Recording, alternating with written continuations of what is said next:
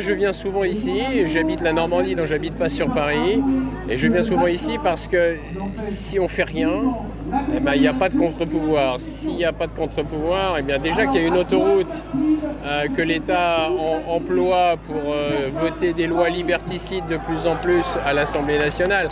Parce que ce qu'il faut comprendre, c'est que les lois sont votées la nuit. La nuit, quand il n'y a personne. Véran, il n'y a pas longtemps, le ministre de la Santé a voté une loi, a fait passer le pass sanitaire en force à 5h40 du matin. Évidemment, l'hémicycle était complètement vide, ou presque vide, et ils passent les lois avec quasiment très peu de députés dans l'hémicycle. Après, c'est envoyé au Sénat, c'est le même scénario. Après, c'est entériné par le Conseil constitutionnel, et on se retrouve avec des lois liberticides qui sont de plus votées, et on se retrouve bloqué. Donc c'est vrai que Florian Philippot, comme Dupont-Aignan, comme Asselineau, c'est les seuls politiciens qui s'engagent vraiment contre cette affaire de loi liberticide. Donc à un moment donné, il faut qu'on fasse tous corps et qu'on y aille, parce que peu importe les opinions politiques de chacun, presque j'en ai rien à foutre, mais au moins il faut qu'on y aille, parce que là on se fait de plus en plus enfumer par un gouvernement de plus en plus dictatorial. Le problème aussi, c'est qu'au-delà du gouvernement, vous avez aussi une haute mafia médicale qui contrôle ce pays. J'ai pas peur des mots, hein. Vraiment, j'ai pas peur des mots. Je m'appelle Claude Janvier, donc je suis écrivain polémique, j'ai pas peur des mots. Donc de toute façon, ça là-dessus, j'ai vraiment pas peur. Mais en plus, quand vous regardez le conseil scientifique, il y a qui à la tête ? Il y a Delfrécy, mais Delfrécy, il avait déjà fait ses preuves avec le virus H1N1. Il nous a fait déjà perdre plus de 500 millions d'euros. Et c'est ce mec-là qu'on met à la tête d'un conseil scientifique et qui donne ses ordres et qui souffle à l'oreille de Macron et des ministres. Après, vous avez Santé publique France, il y a 625 agents. 625 agents, ils ont reçu 3 milliards 840 millions d'euros de subventions en 2021. 3 milliards 840 millions d'euros en 2021, on n'a pas fini l'année, hein. Tout ça pour pondre des rapports alarmants tous les jours, mensongers, soporifiques, et pondre des affiches anti-Covid. Vous savez, les affiches passe sanitaire, machin, etc. Non mais attendez, on est où là ? Et l'année dernière, Santé publique France avait déjà touché 840 millions d'euros. Vous voyez l'idée un peu. Et en dessous, vous avez les agences régionales de santé, où vous avez peu ou prou 10 000 mecs qui bossent, mais on est environné de technocrates dont le seul boulot, c'est de pondre des rapports alarmants, mensongers tous les jours. Donc vous voyez, dans une société de dingue, avec un gouvernement de dingue, une haute mafia médicale pourrie jusqu'à l'os, parce que subventionnée par les laboratoires pharmaceutiques, tout comme Karine Lacombe, Gilbert Deray, les grands profs, là, ils touchent. Et en dessous, vous avez les technocrates qui bombardent sans arrêt de rapports soporifiques, alarmants et mensongers. Donc il faut s'en sortir, il faut être dans la rue, là. Là, il faut y aller, là. Donc finalement, en fait, pour vous, les élites, les représentants aussi, sénateurs, députés, ne représentent plus les intérêts du peuple français. Écoutez, déjà, les trois quarts de l'hémicycle, ils sont déjà pro-Macron, donc de toute façon, ils ne vont pas aller contre. Quand il y a des décisions graves comme ça, ils ne sont pas là. Pour le pass sanitaire, là, en commission mixte, c'est-à-dire mixte Sénat-députés, ils étaient 300 députés. Il en manque 300 députés et sénateurs. Il en manque 600.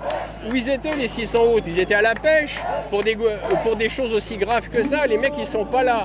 Alors c'est nous qui les payons quand même, hein. On les a élus, on les paye, et ils sont censés représenter le peuple, nous représenter nous. Vous voyez ce que je veux dire ? Donc ça devient un non-sens. Il faut vraiment remanier tout ça, repartir à zéro et vraiment avoir une vraie démocratie. Et puis il faut sortir de l'Europe, parce qu'on ne va pas y arriver si on reste dans l'Europe, on sera bouclé. Bruxelles étant complètement afféodé aux financiers américains, donc on ne s'en sort pas. Il faut qu'on retrouve une certaine souveraineté et qu'on arrive un peu à sortir de ce cauchemar, parce que là c'est un vrai cauchemar quand même. Quelles sont les solutions justement pour redonner le pouvoir au peuple finalement et sortir de cette spirale infernale ? Le Frexit, revenir à une souveraineté nationale, et puis à partir du moment où on va commencer à reprendre une souveraineté nationale, on va pouvoir recommencer un peu à peut-être déjà se gérer nous-mêmes et arrêter de dépendre de cette espèce d'hégémonie mondiale, parce que vous comprenez bien qu'on est dans une espèce d'hégémonie mondiale et que là on s'en sort de moins en moins, quoi. Et comment vous jugez la manière dont les médias mainstream en fait on couvre le sujet du pass sanitaire ou même de la crise en général ? Bah, je vais être franc, ils ne le couvrent pas. Ça veut dire que si vous voulez, ils interviewent toujours les mêmes hauts fonctionnaires, toujours les mêmes hautes mafias médicales. Quand il y a des manifestations comme ça, ils ne sont pas là. Ils ne sont juste pas là. Il n'y a pas TF1, il n'y a pas France 2, il n'y a pas CNews, il n'y a pas BFM TV. Vous êtes là. Et là, je vous en félicite parce que ce n'est pas donné à tous les médias d'être là. Donc bravo à vous et merci à vous déjà. Comment vous voyez les choses se dérouler dans les semaines ou les mois qui viennent ? Est-ce que par exemple on peut imaginer si ce projet de loi est promulgué après validation du Conseil constitutionnel, peut-être que ça aille plus loin, éventuellement que le gouvernement propose une vaccination obligatoire pour tous les Français. Comment vous voyez les choses ? Je vois les choses pas vraiment bien parce qu'il est évident que le Conseil constitutionnel le 5 août va complètement aller dans le sens de ce qu'ont rendu l'Assemblée et le Sénat. Donc on arrive dans quelque chose de très difficile parce que c'est un peu dans les tuyaux. Apparemment Castex, le Premier ministre, voudrait rendre la vaccination obligatoire en France jusqu'à fin septembre 2021. Et là on va se retrouver vraiment dans une impasse parce qu'il faut vraiment que... Alors je ne sais pas quoi vous dire, je ne vais pas vous dire qu'il faut faire une révolution armée parce que tout le monde va me sauter dessus et dire « Ah !» Mais effectivement, en plus une révolution armée c'est pas bon. Mais il faut qu'on soit vraiment dans les rues tous, vraiment en révolution pacifique. Parce que si on est 5 millions dans les rues en révolution pacifique, vraiment, là ça va commencer à bouger quoi. Parce que c'est pas possible. Plus on est nombreux, plus ça bouge. Toujours pareil en Pacifique, c'est parfait. Mais il faudrait qu'on soit 5-10 millions dans la rue quoi. Et il faut qu'on pousse parce que franchement, honnêtement, si on ne le fait pas, on va se retrouver avec une vaccination obligatoire. Donc qu'est-ce qu'on va faire là ? Moi je suis contre. Donc déjà, qu'est-ce qu'on va faire ? On va tous essayer, on va pas tous se faire vacciner contre notre gré. Donc automatiquement, il faut dire non, stop.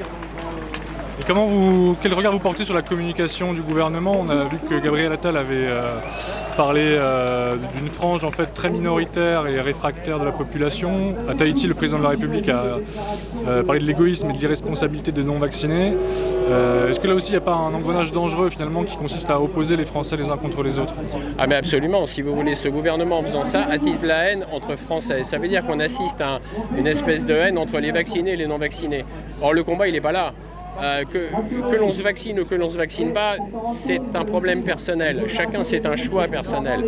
C'est justement ça. Le gouvernement, c'est très fielleux, voyez-vous. Il essaye Et on le voit bien, j'ai malheureusement des amis, ils sont en couple avec des enfants, ils se chiquent parce que les enfants voudraient se faire vacciner ou les parents ne veulent pas et vice-versa. Enfin, je veux dire, on est dans une situation totalement cauchemardesque, quoi. En plus, Macron à Tahiti me fait bien rigoler parce que avec son histoire de « Oh oui, les anti-vax, c'est pas sympa et tout ». Oui, sauf qu'à Tahiti, entre 66 et 74, il y a eu des essais atomiques. Je le sais, j'ai fait mon service à l'époque. On en a pris plein la gueule au niveau des radiations nucléaires, mais ça, personne n'en parle, si vous voulez. Et lui, oh bah oui, je vais peut-être faire quelque chose. Ouais, tu parles, en 74, on est en 2021 aujourd'hui.